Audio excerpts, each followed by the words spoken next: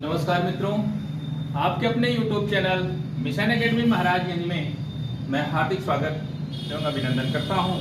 साथियों, मैं एक आज छोटा सा टॉपिक संधि, जबकि छोटा सा टॉपिक नहीं है, कहा जाए तो एक कॉम्पिटिटिव एग्जाम में अपनी अहम रोल निभाता है।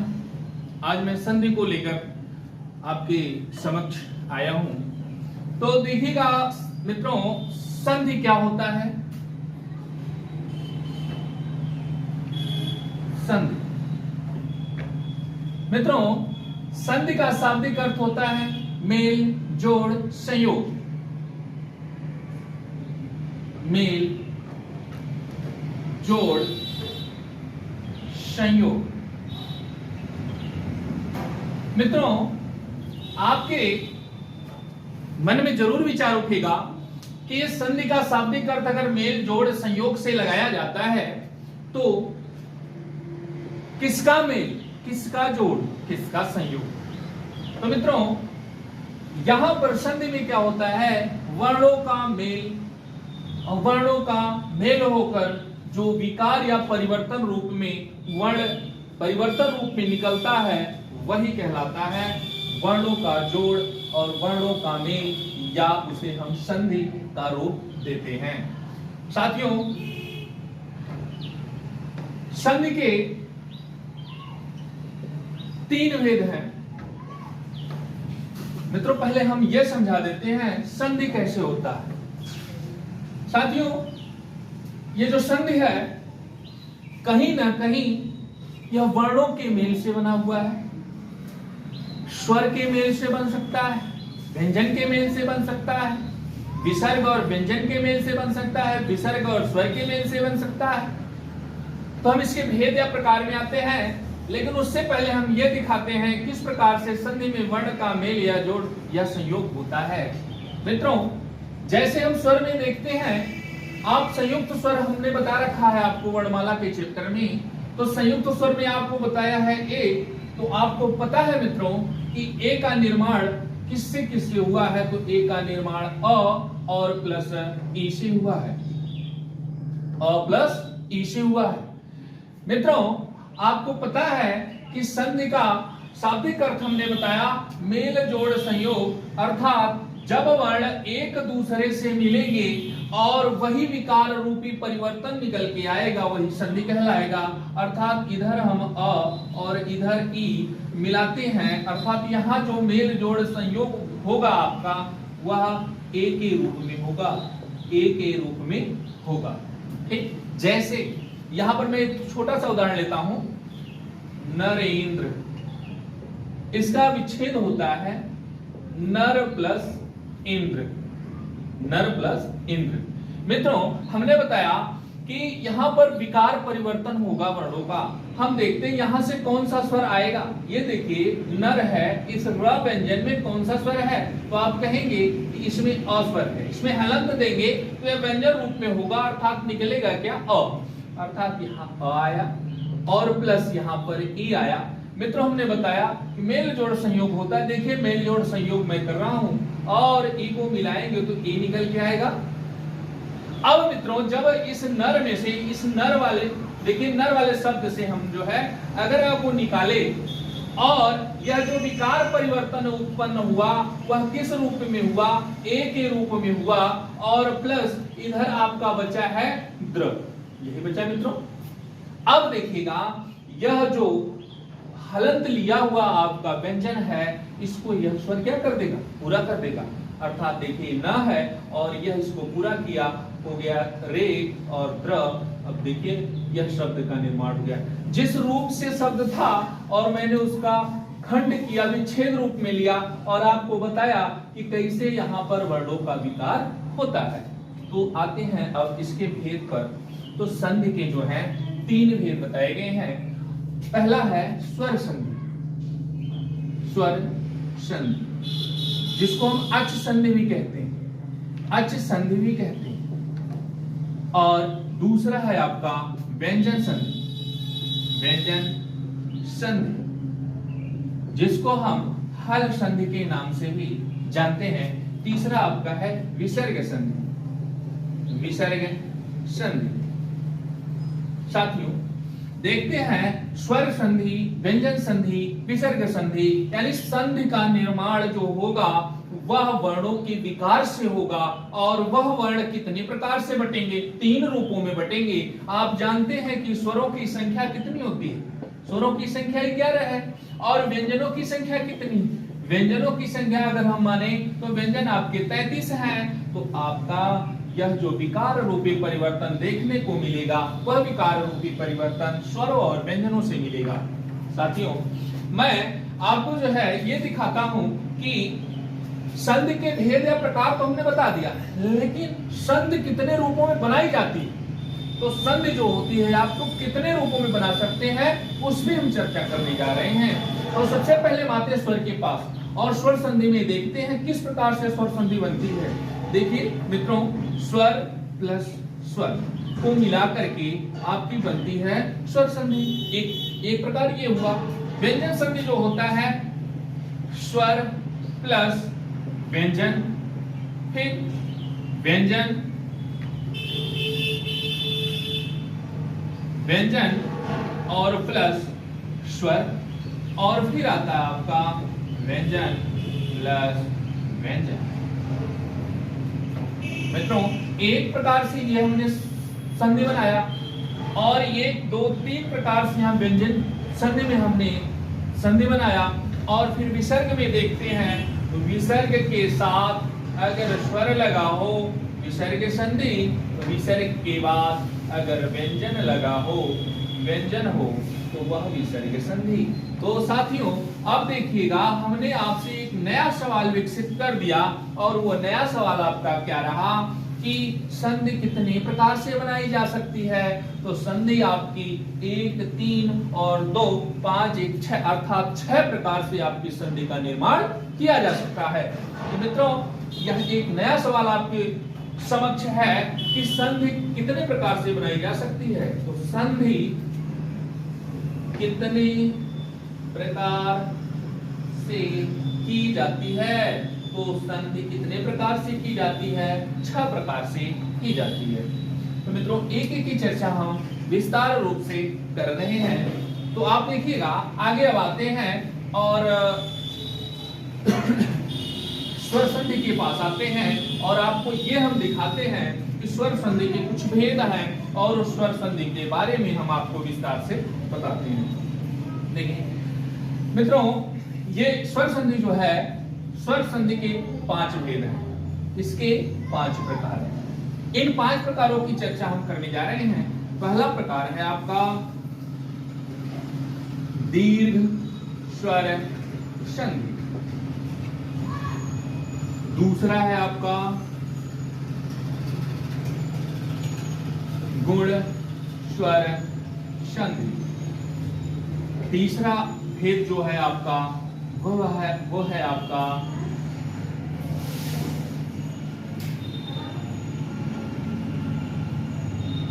यड़ स्वर संधि। और चौथा भेद है आपका वृद्धि स्वर संधि। और 5वां भेद है अयाति स्वर संधि। मित्रों एक जो हम ट्रिक बनाने जा रहे हैं उस ट्रिक के माध्यम से जो है आपका यह स्वर संधि जो होगी वो स्वर संधि का जो है आप वर्णों का विकार या परिवर्तन करना जान जाएंगे। तो हम यहाँ पर एक आपको ट्रिक दे रहे हैं और इस ट्रिक के माध्यम से हम आपको समझाएंगे स्वर संधि के प्रकार में क्या क्या चीजें आती हैं। तो स्वर संधि के प्रकार में मैं ट्रिक बनाने जा रहा हूँ। वो ट्रिक देखिएगा, एक पार्ट मैंने ए रखा, एक पार्ट मैंने बी रखा, एक पार्ट मैंने सी रखा। अब मैं पूरे स्वरों को जो है डिवाइड, स्वर की बातें हो रही हैं, स्वरों को डिवाइड कर रहा हूं, अर्थात स्वरों को डिवाइड मैं कर रहा हूं। देखिएगा पहला पार्ट जो है आपका उसमें मैं रख रहा हूं अ और आ स्वर को, यानी ह्रस्व एवं दीर्घ स्वर को। फिर इसके बाद बी पार्ट में मैं रख रहा हूं ई, उ, ह्रस्व एवं दीर्घ दोनों, उ और री। और फिर इसके बाद ये तीसरा पार्ट जो आपका है उसमें मैं रख रहा हूं आपके संयुक्त स्वरों को ए, ए, ओ और औ।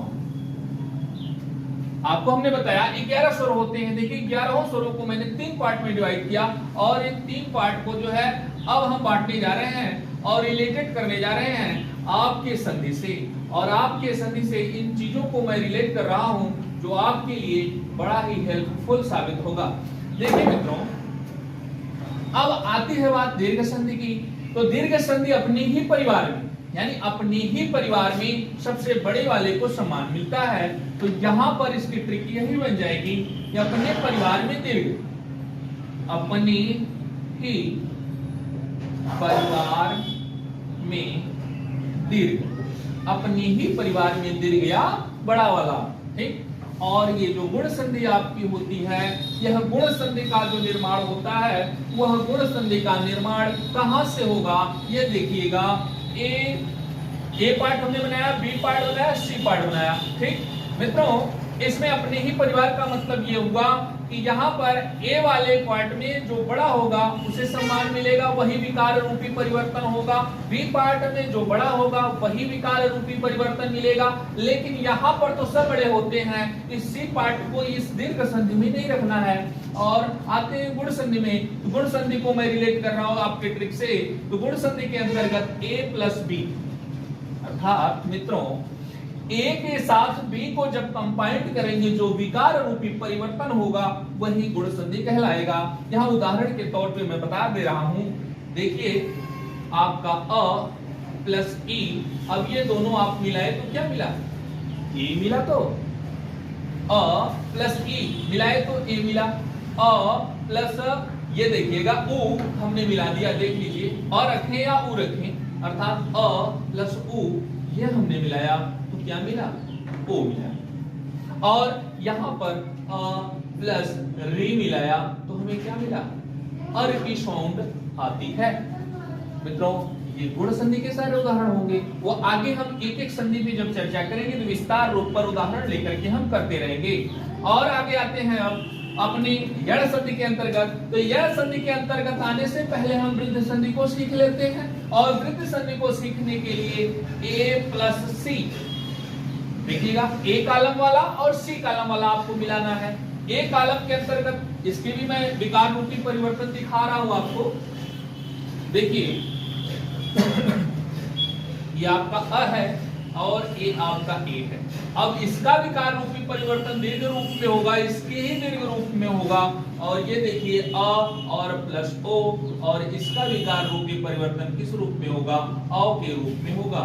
ये आपके वृद्ध संधि के उदाहरण के अंतर्गत विकार होता है।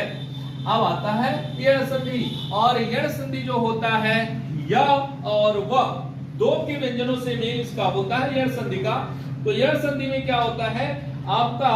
यण संधि के अंतर्गत बी प्लस असमान स्वर, बी देखिएगा ये आपका बी है प्लस असमान स्वर।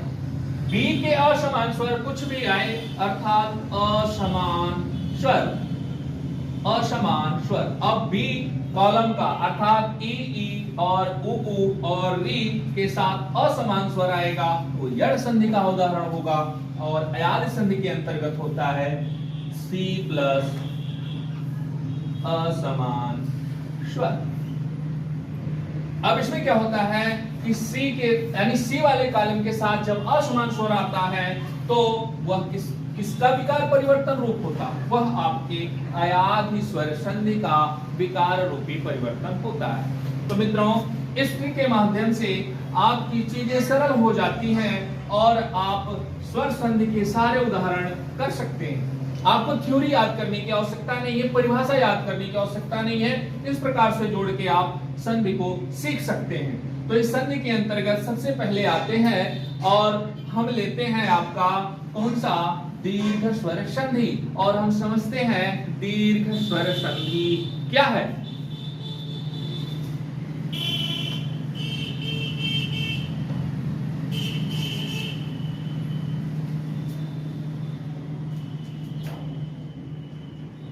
दीर्घ स्वर संधि। मित्रों हमने दीर्घ स्वर संधि के अंतर्गत ये बताया कि अपने ही परिवार में दीर्घ हो जाना, बड़ा हो जाना, अर्थात अपने ही परिवार में दीर्घ या बड़े, यानी दीर्घ या दीर्घ का अर्थ होता है बड़ा वाला, बड़े को सम्मान देना। अर्थात यहां पर देखिएगा और भी हम एक ट्रिक का माध्यम रख देते हैं जबकि यही रिलेटेड होगा। देखिए यहाँ पे रखिए, आपने रखा और यहाँ पर आप रख इसके ही परिवार का है, यहाँ पर रखिए और यहाँ पर रखिए। अब दोनों विकार रूपी परिवर्तन इसका देखिएगा। अब आप को से मिलाइए या को से मिलाइए या को से मिलाइए या को से मिलाइए।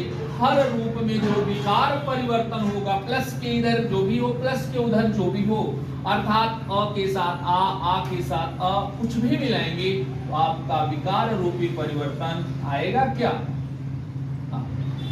और आगे आते हैं और आपको दिखाते हैं इसके ही परिवार, कहा गया अपने ही परिवार के, यानी अपने ही परिवार के अंतर्गत आपका ई भी आएगा।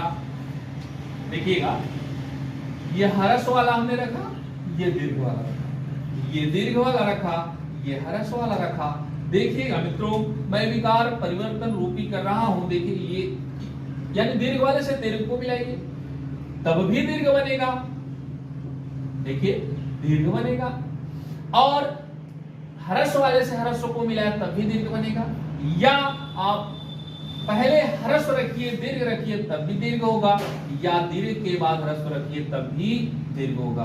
अर्थात हमने क्या बताया कि अपने ही परिवार में, यानी इस परिवार में बड़ा, इस परिवार में बड़ा, अपने ही परिवार में जो बड़ा होता है और विकार रूपी परिवर्तन के रूप में बड़ा वाला निकलता है, दीर्घ रूप में निकलता है, वही विकार रूपी परिवर्तन हमारे दीर्घ स्वर संधि के अंतर्गत होता है। अब आते हैं ऊ के साथ। देखिएगा चाहे आप इधर से मिला लीजिए, इधर से मिला लीजिए, इधर से मिला लीजिए, इधर से मिला लीजिए, जब भी विकार रूपी परिवर्तन होगा वह दीर्घ रूप में ही होगा। अभी हम इसको उदाहरण पे लेके दिखा देते हैं और इसके सारे उदाहरण अभी हम कर देते हैं।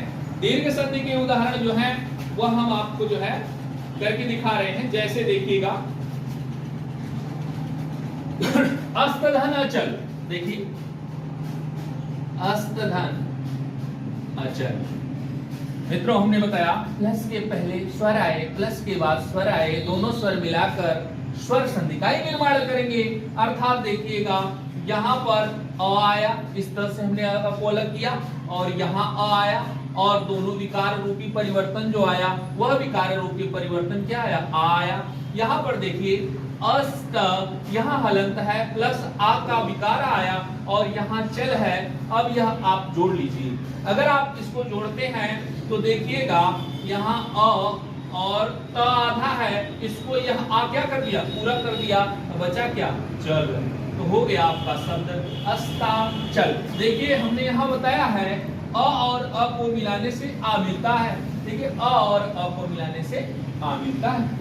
अब हम आते हैं ई वाले उदाहरण को ले लेते हैं और ई वाले उदाहरण को देखते हैं। जैसे रवि प्लस इंद्र, रवि प्लस इंद्र, ये मित्रों देखिएगा यहाँ पर हम देखते हैं जहां आपका संधि हुआ है, जहां आपकी संधि हुई है उसके बीच कौन सा स्वर आता है।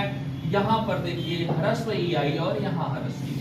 अब दोनों जगह ह्रस्व ई जब मिली तो आपकी दीर्घ ई का निर्माण की। अर्थात यहाँ पर देखिएगा अब यह इससे जब आपने स्वर को निकाल लिया तो यहाँ पर आधा व्यंजन बचा, अर्थात व्यंजन पूर्ण रूप में नहीं, पूर्ण रूप में व्यंजन है, अर्थात स्वर नहीं युक्त है इसमें। मित्रों देखिएगा अब आगे आता आपका द्र। अब इसको जोड़ लीजिए।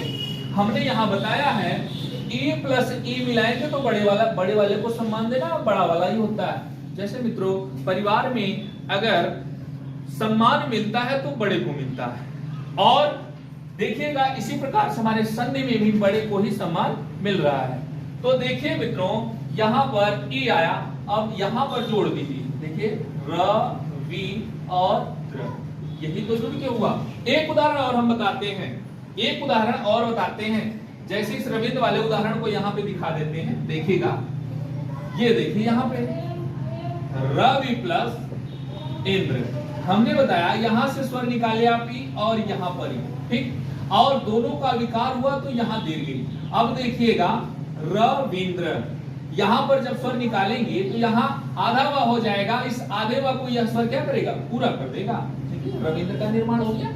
इसके बाद हम आते हैं उ वाले उदाहरण को देख लेते हैं, जैसे मधुधन उत्सव,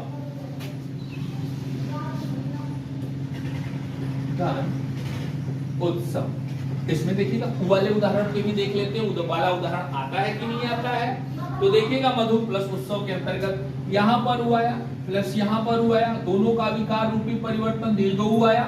अब यहां पर म और ध से जब स्वर को आपने निकाला तो यहां आधा ध बचेगा ना।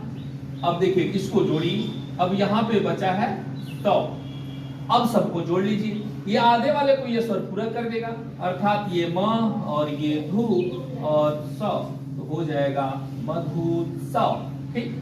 इसी प्रकार से ये रे वाला उदाहरण जो होता है, रे वाले उदाहरण पर भी हम कर सकते हैं। अग आता है, जैसे सप्त प्लस ऋषि, देखिएगा इस उदाहरण को देखिएगा, सप्त प्लस ऋषि, इसको हम इरेज कर देते हैं, इरेज करके बताते हैं।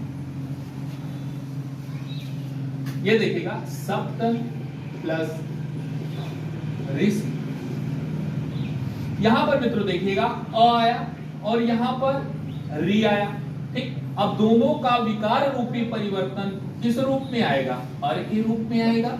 और यहां पर क्या बचा है आपका सी बचा है, और यहां पर बचा है आपका सप्त, यही बचा। अब ये आधे वाले तक को ये क्या कर दिया, पूरा कर दिया। और ये जब आधा र होता है उसे हम रेफ र कहते हैं, और आधा र हमेशा अपने अगले वाले वर्ड के सर पे लग जाता है, और पूरा र होता है पदेन र। देखिए र के रूपों को मैं यहाँ दिखा दे रहा हूँ, ये इसका रेफ र होता है, ठीक, इसको हम रेफ र कहते हैं। और इसके पदेन र दो होते हैं, ये इन दोनों रूपों को हम क्या कहते हैं, पदेन र कहते हैं। देखिए ये रफ रे होता है, ये जो रेफ र होता है वह आधा होता है, लेकिन ये जो पदेन र होते हैं यह पूरे र होते हैं। यहाँ पे रेफ र आया अर्थात आधा है, देखिए आधा है, अर्थात इस शब्द को देखिए पूरा कराइए ईश्वर से, यानी आधा का है तो यह आ क्या करेगा, इसको पूरा कर लेगा। देखिए सप्त, ये तो अ की कहानी खत्म, लेकिन यहाँ र बचा है। हमने बताया रेफ र ऊपर जाता है, अर्थात रेफ र क्या करेगा, अपने अगले वर्ण पे क्या होगा, लग जाएगा, और आपका शब्द निर्माण हो जाएगा सप्तर्षि। तो मित्रों इसी प्रकार से आपके दीर्घ संधि के जो भी उदाहरण थे वह उदाहरण मैंने कराया, और इससे ट्रिकों के माध्यम से मैंने रिलेट किया। इसी प्रकार से इसके और भी उदाहरण आप करते रहिएगा, और इसके साथ ही फिर मैं अगले वाले उदाहरण पे आऊंगा, अगले वाली संधि पे आऊंगा। जो आपकी अगली संधि होगी वह गुण संधि होगी, गुण स्वर संधि होगी। तो इसी प्रकार से आप इन ट्रिकों के माध्यम से प्रैक्टिस कर लीजिएगा, और भी उदाहरण लेके प्रैक्टिस कर लीजिएगा। और अगले वाले हम जो है अगले चैप्टर में फिर अगले चैप्टर नहीं सॉरी आप अगले वाले टॉपिक में हम आएंगे और पढ़ेंगे आपका गुण स्वर संधि। तो आज के लिए बस इतना ही, और अगर आपको हमारी वीडियो अच्छी लगी हो तो हमारे इस YouTube channel mission academy Maharajganj Azamgarh को शेयर, सब्सक्राइब, लाइक करना ना भूलें। धन्यवाद।